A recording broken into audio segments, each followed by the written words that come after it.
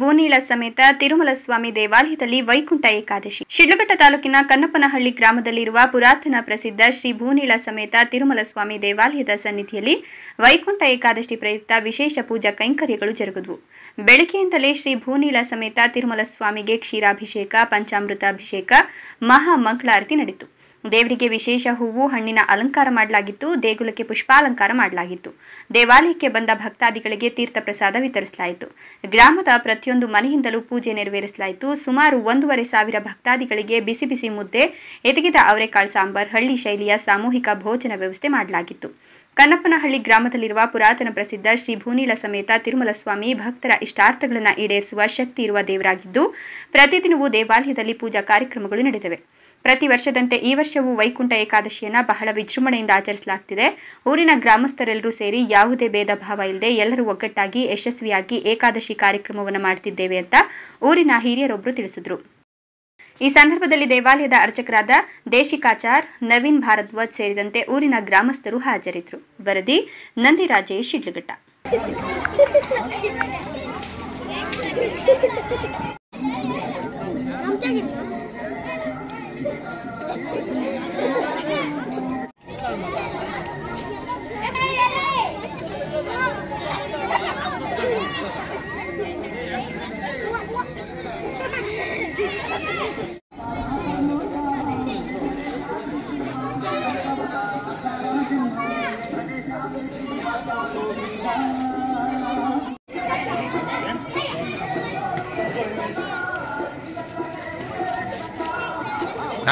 ಬಡ್ಸ್ಬೇಡ ಆ ಕಡೆ.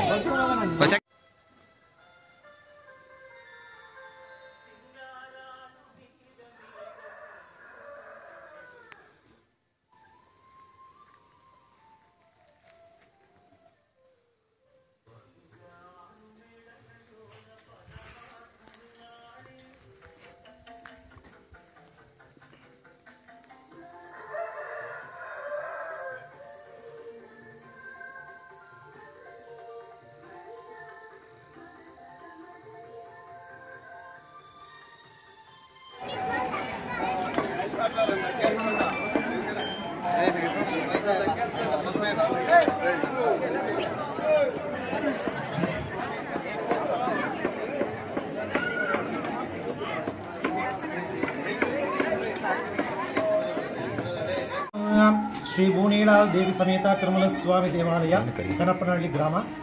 ಇದು ಪ್ರತಿ ವರ್ಷವೂ ನಡೆಯುವಂತೆ ವೈಕುಂಠ ಏಕಾದಶಿ ಪ್ರಯುಕ್ತ ಈ ದಿನ ದೇವರಿಗೆ ಪ್ರಾತಃ ಕಾಲದಲ್ಲಿ ಕ್ಷೀರಾದಿ ಮುದು ಆಜ್ಯ ಶರ್ಕರ ಸಮೇತ ಫಲಪಂಚಾಮೃತ ಅಭಿಷೇಕ, ಸೇವೆ ಮತ್ತು ಹೂವಿನ ಮತ್ತು ಹೂವು ಹಣ್ಣುಗಳ ಅಲಂಕಾರ ನಡೆದಿದೆ.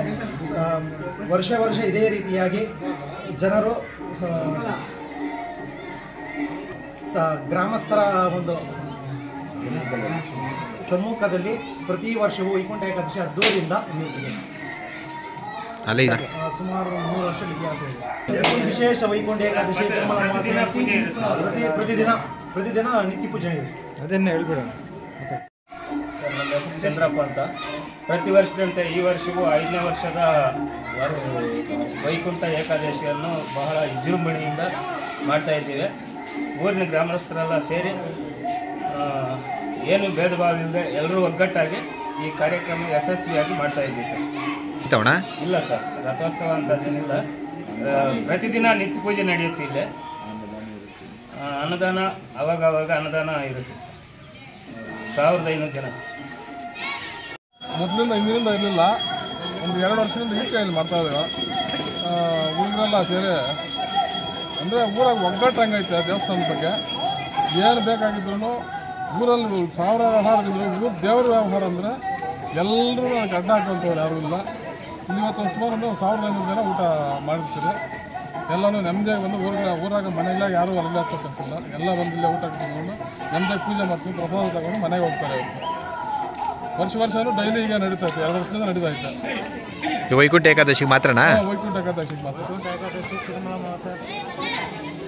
ಪ್ರತ್ಯೇಕವಾಗಿ ವೈಕುಂಠ ಏಕಾದಶಿಗೆ ಪ್ರತ್ಯೇಕವಾಗಿ 1500 ಜನಕ್ಕೆ ವಿಶೇಷವಾಗಿ ಊಟಗಳು ನಡೀತವೆ. ವಾರಕ್ಕೆ 2 ಸಾರಿ 3 ಸಾರಿ ಅಭಿಷೇಕ ಇರ್ತದೆ.